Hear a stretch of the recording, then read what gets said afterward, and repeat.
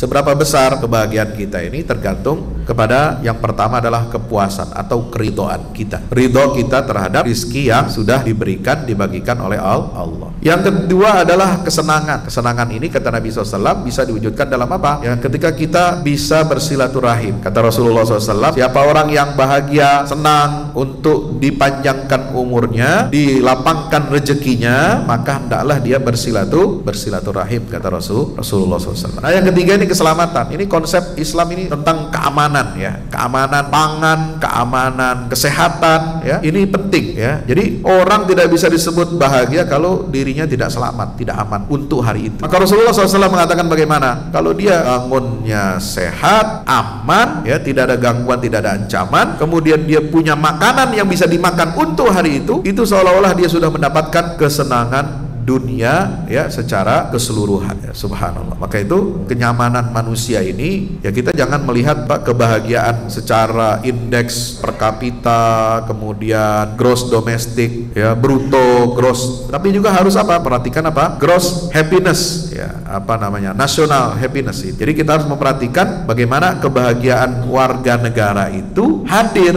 Dia punya apa? Dia punya rasa aman, ya, tidak tergusur, dia punya badan sehat, dia punya makanan untuk hari itu. Nah, ini harus dijamin oleh pemerintah, oleh ulul amri. Kemudian terakhir yang berikutnya adalah indikator kebahagiaan itu adalah ketika seorang itu memiliki kabar baik. Apa kabar baik yang disampaikan oleh Nabi SAW? Ya, itu dia disebut dengan istilah busyra. Kenapa kabar gembira itu penting untuk kebahagiaan? Karena bahagia itu adalah cermin dari emosi yang menyenangkan. Nah, kabar baik itu atau kabar gembira dari Allah adalah salah satu hal yang bisa mempengaruhi emosi seseorang.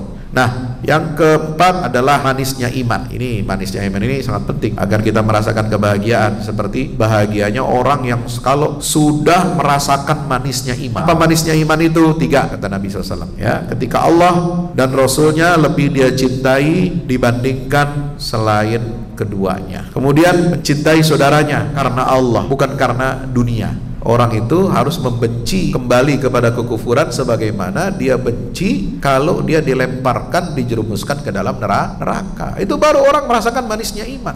Inilah sumber kebahagiaan. Nah, yang terakhir adalah taufik, keberuntungan. Kata Nabi SAW, sungguh beruntung orang yang dikehendaki kebaikan dari Allah, lalu kemudian Allah menggunakan orang itu untuk beramal saleh, memampukan dia beramal saleh sebelum matinya. Jadi yang disebut dengan taufik, keberuntungan itu kalau Allah itu menghendaki seorang hamba itu kebaikan, lalu kemudian digunakan oleh Allah untuk kebaikan itu, ya. Orang itu diberikan taufik oleh Allah, keberuntungan, ya, untuk mampu dia beramal saleh sebelum dia mati. Itulah taufik dari Allah Subhanahu wa ta'ala. Inilah indikator kebahagiaan.